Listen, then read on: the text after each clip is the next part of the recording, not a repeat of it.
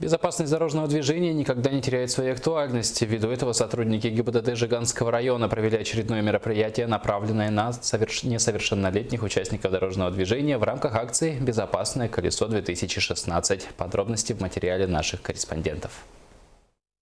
Соревнование состоялось из 5 этапов. Выполнение теста на знание правил дорожного движения, по билетам ответили на вопросы по оказанию первой доврачебной медицинской помощи, прохождение препятствий, эстафета и завершили творческим конкурсом. В прошлом году наша команда выезжала в город Якутск, также победившая команда. Среди команд заняла 5-е место.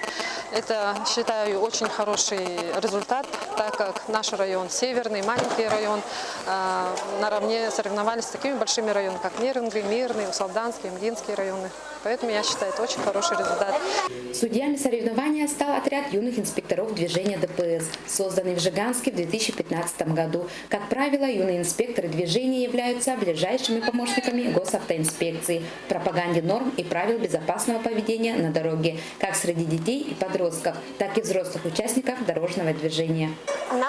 Нам было очень трудно, и все участники были сильны. Мы очень рады, что победили и поедем в город Якутск. За звание лучших боролись 4 команды по 4 участника. Все участники и их болельщики, наполненные эмоциями, остались довольными своими результатами. Анна Петрова, Мария Полонова, НВК «Саха», Жиганск.